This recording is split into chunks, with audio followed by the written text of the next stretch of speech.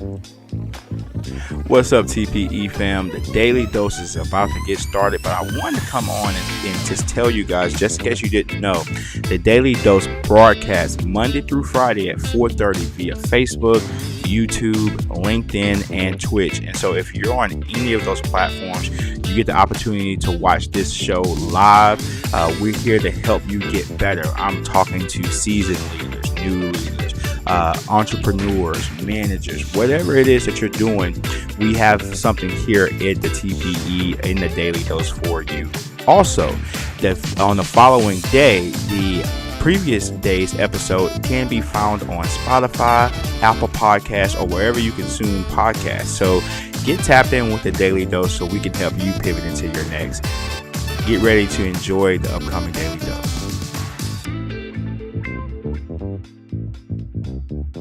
What's up, TPE family? It's time for us to get a little better with the Daily Dose of Leadership with Alex Seal. Let's go!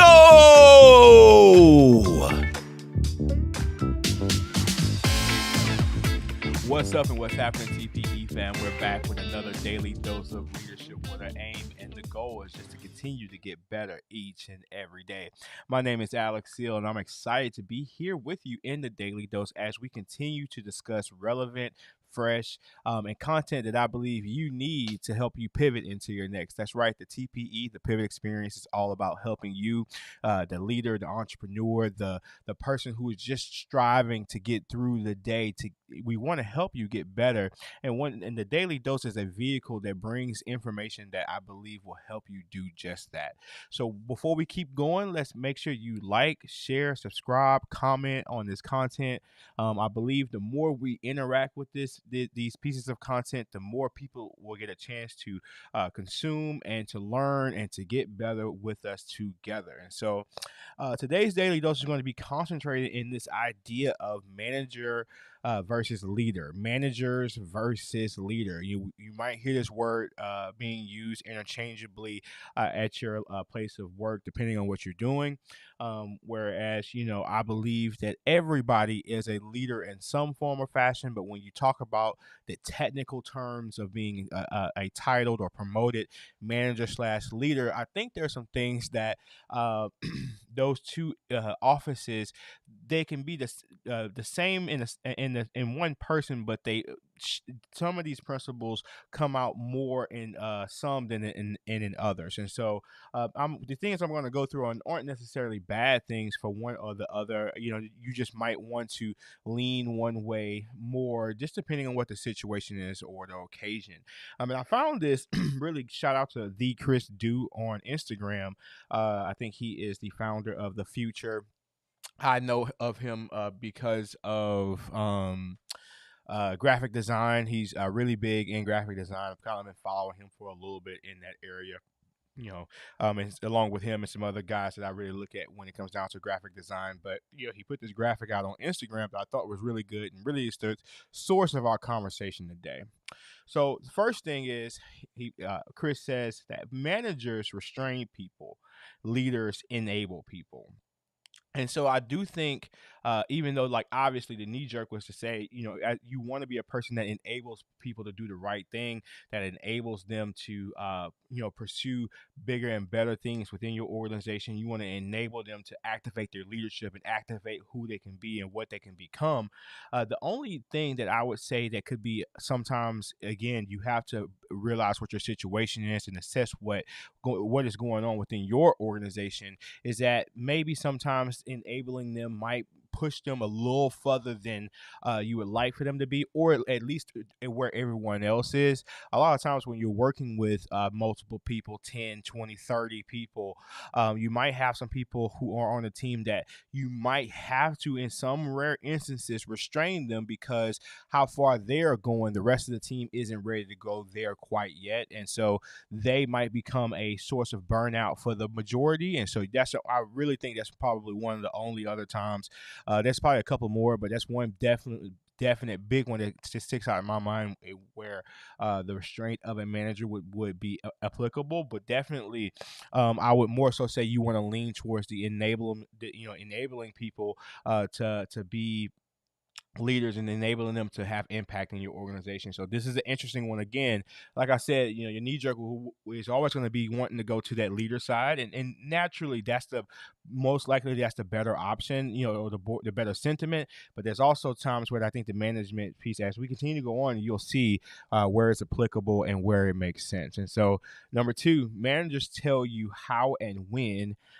Leaders sell what and why. Managers tell how and when, leaders sell what and why. And I think the cool thing about the leadership component, the selling the what and why does promote autonomy. It promotes ownership.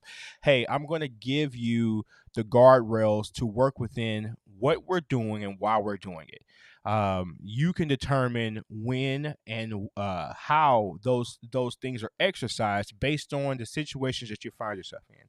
I think that is the most ideal place to be at when you're wanting to grow leaders and you're wanting to develop high level leaders, leaders that you can trust, and really I think the leaders that have mastered their ability to learn or to respond to being told how and when. Because if you know when a person knows when to do something and how to do it, giving them the autonomy from that leadership perspective is a whole lot easier. Because not saying you're controlling it, but at least they have the experience to know when and how to do something. Now they might be given the opportunity to try to grow whatever that initial how and when is, and adapt it to the future and for the time that we're in. So definitely really good contrast there. I think both were applicable. One should come before the other, and most of the times the manager's perspective probably is going to come before the leadership perspective. But I think depending again where you are in your journey as to how these things will apply to you. Second thing is, managers organize people, leaders align people. Managers organize people, leaders align them. And so again, I think one comes before the other. I think you have to have people that are organized in terms of, and these two words sound very similar, but I think when you're talking about organizing, you're literally simply making sure you have the right people in the right positions, based on talent and skill. Now, I think when you're getting people into alignment, you're talking about their mindset, the way they think, the way they approach, and understanding that we have shared values and a shared purpose. We're aligned in everything that we do in that accord. So when we're organized, our people are in the right places in on the team in terms of their performance, whether that's a physical output or just auxiliary or ancillary work that they do. But when they're aligned in doing that work, we're all doing that work with the same level of intent and the same level of movement possible. So I definitely think that that's a great comparison again and contrast, because one comes before the other.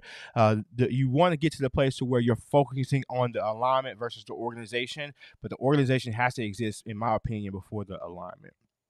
Next, managers focus on short-term vision, where leaders focus on long-term vision. And so, again, you got to conquer the day to be able to conquer tomorrow. But at the same time, I do believe that you can focus on today while ensuring that you're doing things that are profitable for tomorrow. And so I definitely think sometimes this there's other application to the manager side of it. You can be so short-sighted in your vision that you never think about the future and you're only thinking about today's dollar. And I've seen that work itself out and not be good when you are trying to focus on driving down labor. So you short staff yourself. In short staffing yourself, in a lot of instances you can create a bad experience, which hurts your opportunity to retain customers and retain clientele by short staffing yourself. So that is in a clear example of being that short term vision being a problem. But again, some days require you to have a vision for the day, given what the situation is. But that's where it comes into you being acquainted and familiar with what's going on. But ideally, you want to be thinking about the future and ensuring that you can secure today's dollar while promoting and sowing seeds for tomorrow's dollar as well. Okay, here's another one. Managers endorse culture, leaders shape culture. Managers endorse it. So a manager will support whatever the standing culture is, right? And according to this, like what the current culture is, where it's what where the average is so far, a manager can make sure that it's maintained.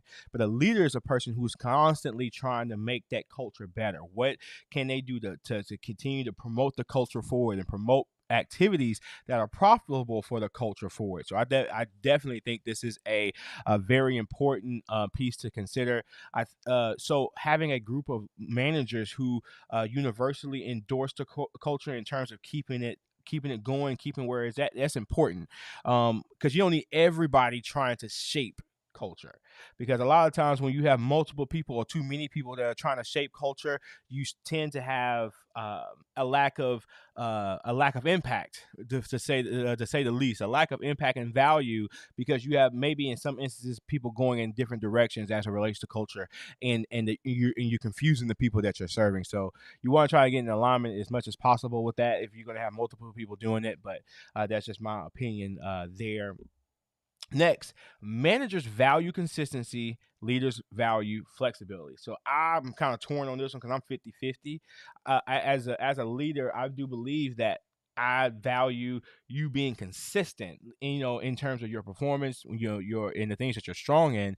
I do understand the value of flexibility as well, like being flexible, being adaptable, being willing to change, and that's awesome. I don't think these should be pitted against each other per se. I think when the time calls for it, you express that flexibility, but the majority of the time we're going to need you to be consistent. So I'm on the fence with this one. I think this one's just 50-50, but I like the comparison. Managers are autocratic, leaders are democratic, and so I get the again. I think sometimes in order for a leader to be effectively democratic, they have to understand how to have the express themselves first, express how they want things done, and to push how they want things done, as it relates to the unified purpose and vision or whatever. But I do think this is another one of those instances where I think the manager's point of view should come before the leaders. All right. Let's see here. Got two more. Managers keep things status quo. Leaders change the norm. This kind of goes back into that endorsing the culture versus shaping the culture. And so I think again, I think it is a talent to keep things status quo. At least things are not falling or things are not working the way you would like them to work. But as a leader, it's up to you to really push the issue, see and shape the future and change what the norm is. And so I think you add a lot of value to your organization when you're pushing the envelope on what it is to be normal in a positive direction. Last but certainly not least, but listen to this one. Managers do the right thing. Managers do the right thing. Leaders do the right thing. Hold on. Let me rewind and say it again. Because I'm this little tongue twister for me. Managers do the thing right. Okay, managers. I repeated it wrong so many times because the leader piece is the right one. Managers do the thing right. Leaders do the right thing.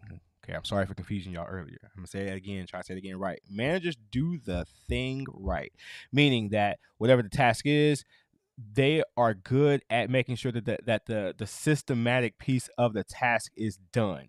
Right. Step one, step two, step three, step four, step five. Leaders do the right thing. Sometimes, given a situation, the protocols that are in place may not be exactly what it is that you need to do for the moment, for the people that's in the moment, the situations that the people are going through in the moment. And so when you go from doing the thing right versus doing the right thing, I think it's very situational. Here we go again. Majority of the time, going back to that consistency versus flexibility, I think these two things are the same. You want to consistently see the thing done right, whatever it is, consistently. But there's going to be those instances where your ability to flex and bend is going to be called into question, where you're going to have to do the right thing.